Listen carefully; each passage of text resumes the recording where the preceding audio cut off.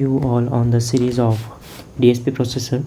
In this video, we are going to learn about the basic architecture of F283790 Launchpad, and this Launchpad these days is widely used by the researchers and industrials because it is a low cost and high performance, and its ability of high performance, it is very widely used in the industries as well as researchers to implement their control algorithms and to demonstrate their hardware capabilities.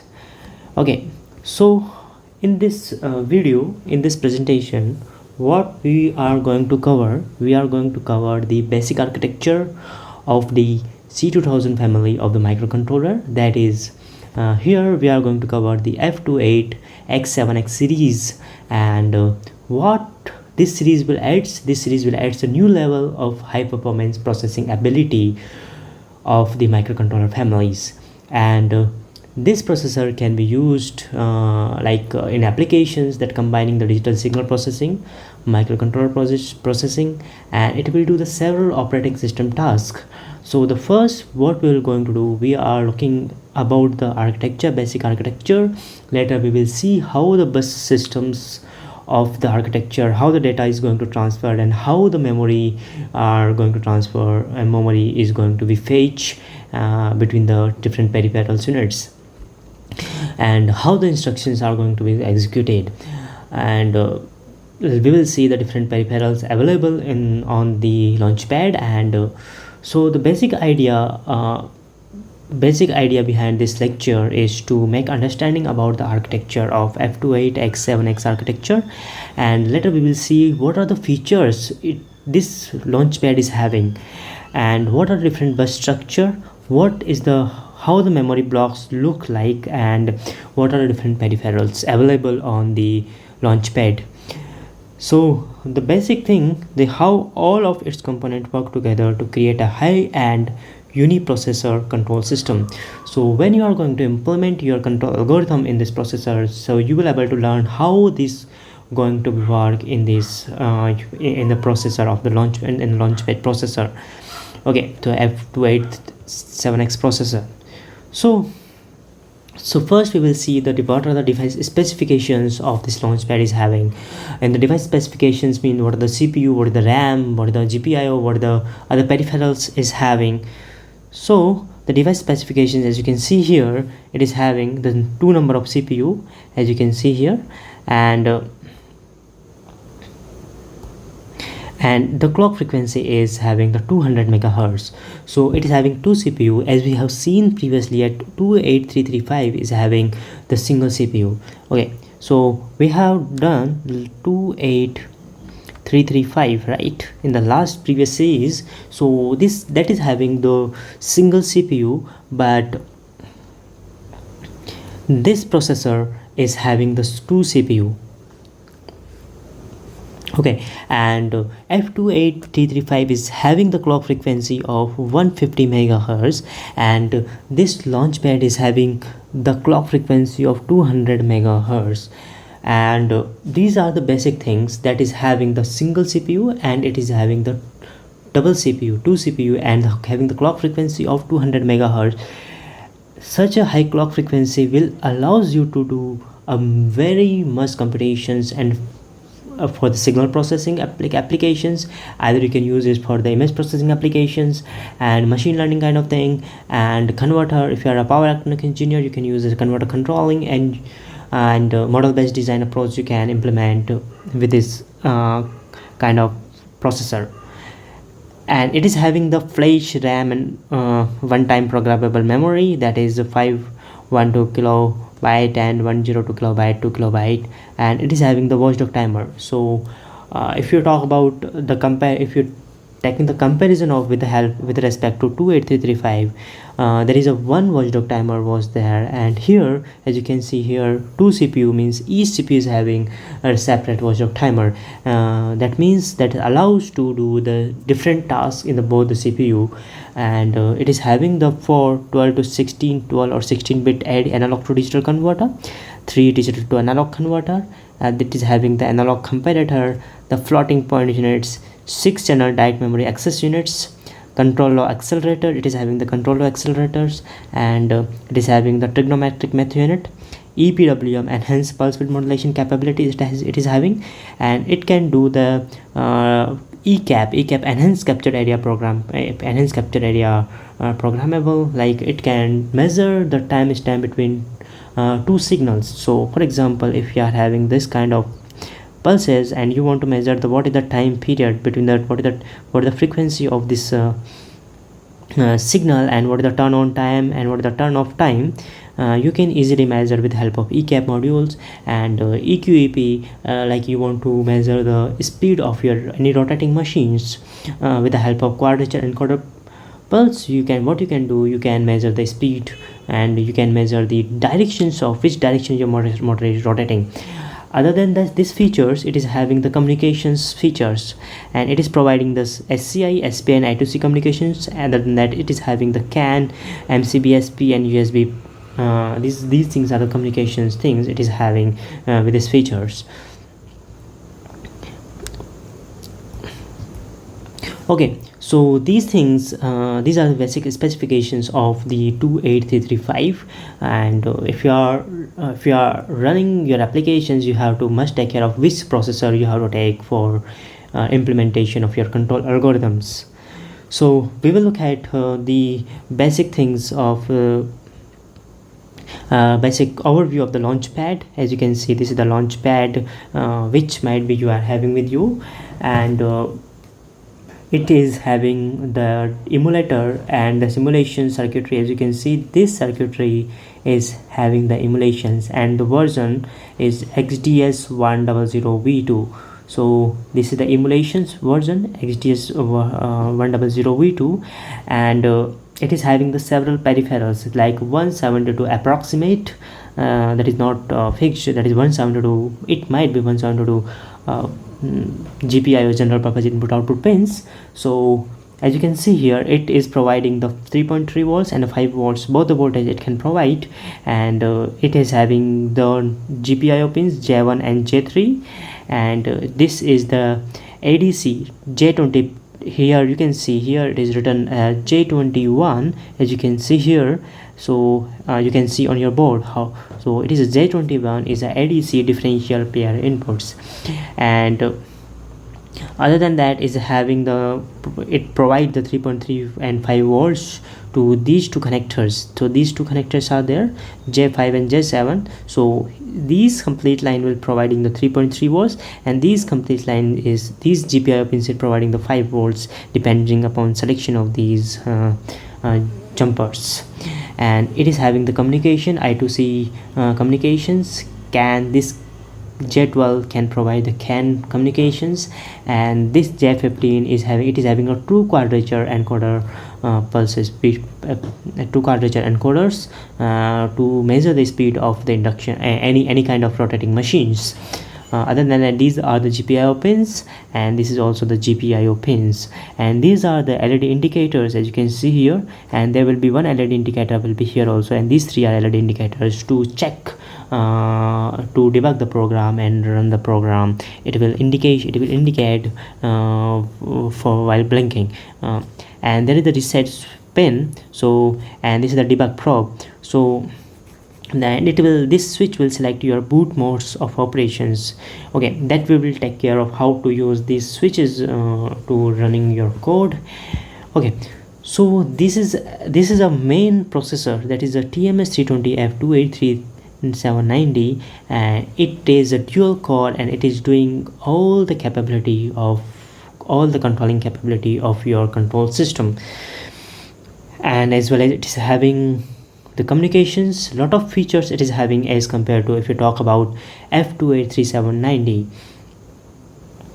Okay, so the first thing what we'll do, we will go for the functional block diagram of the F2837xD.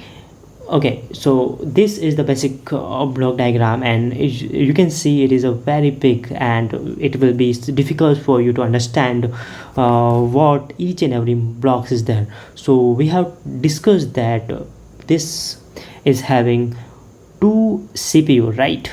So we are having two CPU. One CPU is this one and the another CPU is this one. Okay, other than that, it is having the separate buses, the data bus and the address bus. So as you can see here, the CPU one, it is having the different buses, as you can see here. So this is for the CPU bus and this is for the CPU 2, and the both buses are interlinking with each other, and both buses are connected with the GPIO pins and any other peripherals in the devices. One more important thing, it is having the feature of control accelerator. Okay, CPU 1 is having the CLF units and CPU 2 also having the separate CL unit control accelerator.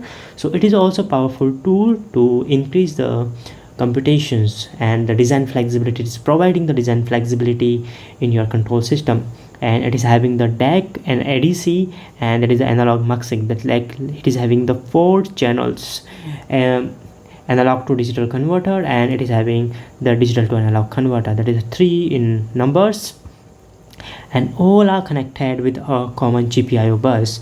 So these GPIO mux registers, there will be GPIO bus will be there, and all the input peripherals, input devices are connected with the mux bus. Okay, and that will be selected between the GPIO mux X bar and input X bar and output X bar. Okay, so it further, if you talk about the interrupt, as you can see here, both the CPU having the different interrupts, different CPU timers. As you can see here, there are different CPU timers and different watchdog timer.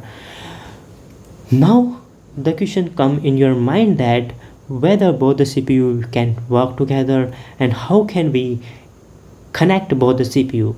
So both the CPU can be connected with the help of inter-processor communication module.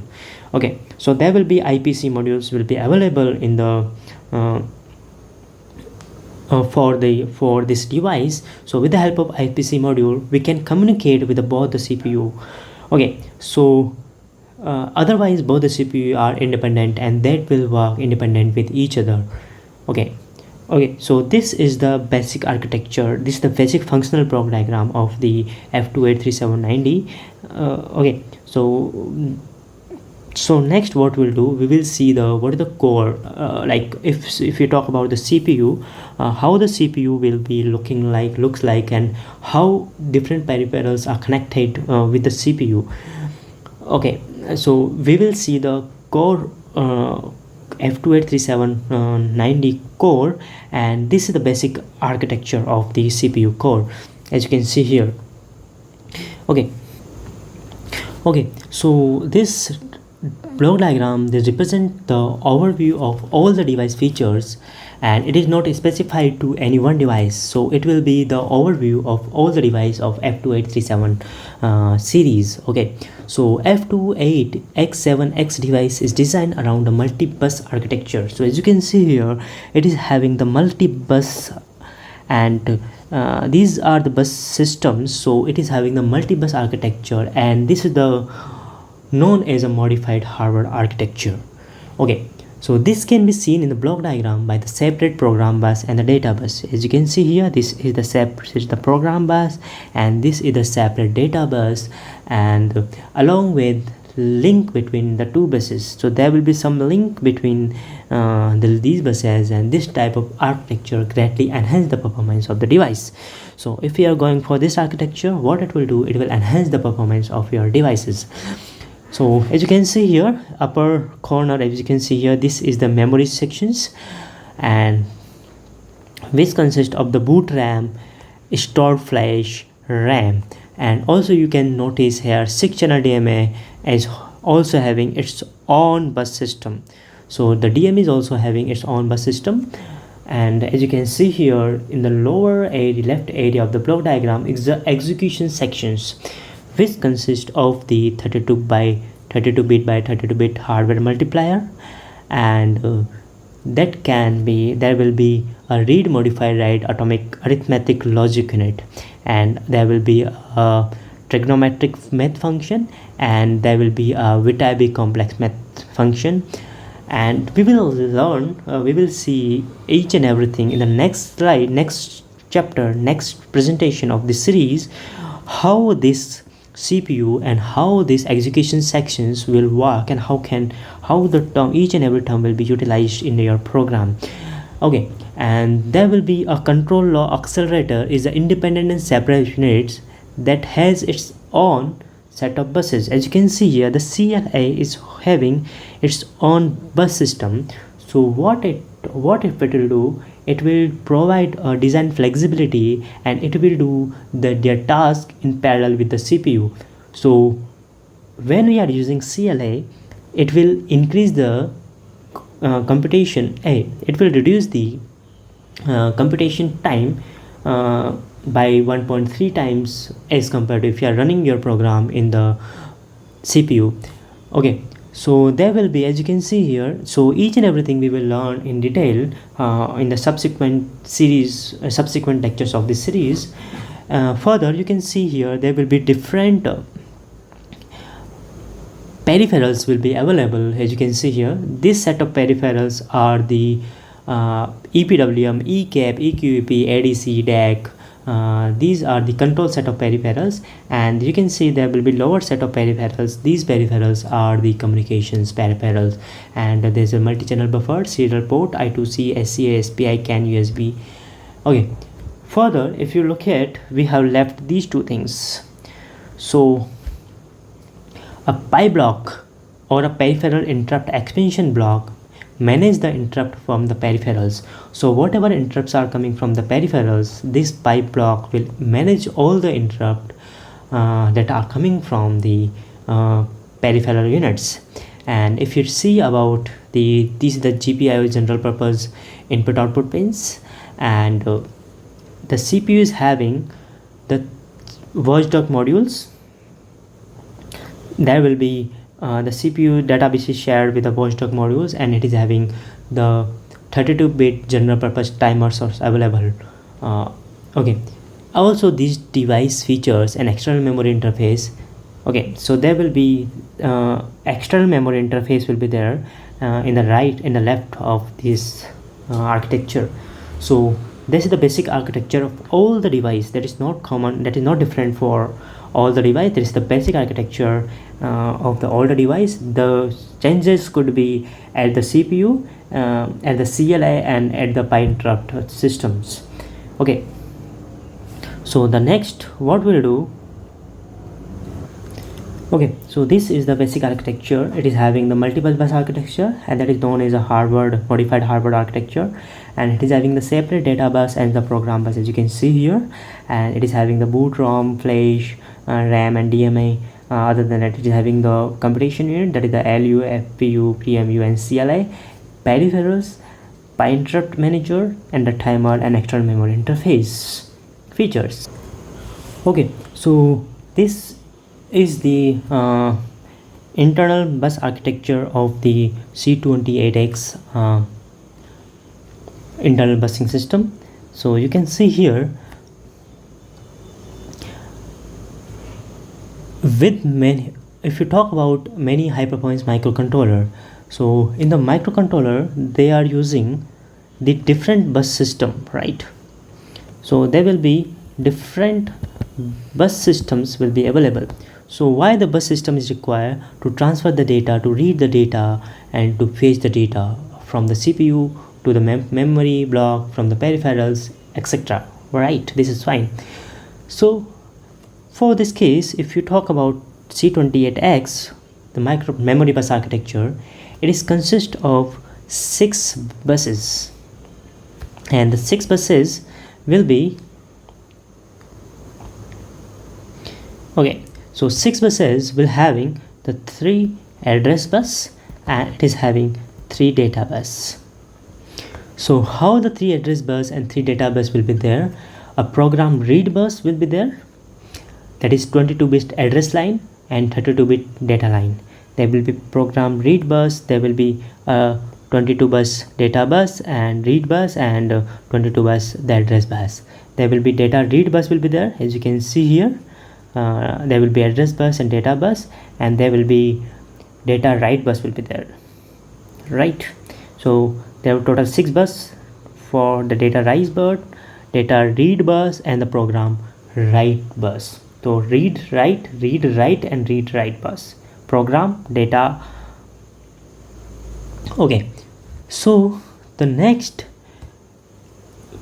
the 32-bit wide data bus provide a single cycle 32-bit operation. So it is having the 32-bit data bus, right? So these are the 32-bit buses, and the data bus is having the 32 bits. So what if do it provide the single cycle 32-bit operations? So you can see how fast it is. And this multiple bus architecture enables the C28X to fetch an instructions, read a data value and write a data value in a single cycle. So what it can do, this multiple bus architecture, what it can do, it can write the data value in the single cycle. So single clock cycle is sufficient to read and write the data, and all peripherals and memory block are attached to whatever peripherals, and the memory blocks are connected with this data buses. This will prioritize memory access. So whatever peripherals are connected and memory blocks are connected to the memory bus with prioritized memory access, so they are having the prioritized memory access. Okay, so here one more time we will see. So it is having the program data bus, program read bus, that is data read bus, and that is address bus, data read data bus, and the program read and write bus will be available. And all the buses are connected with the registers, execution, memory, real-time emulator, and peripherals, and there is the program counter and decoder. Okay, so this is the basic memory bus architecture, and in the next video we will learn about some computations. How can we increase the computations, how can we reduce the computations time, and how can we improve the performance of the C28 microprocessor. So that's next slide, next time we will see that architecture. Okay, thank you very much. If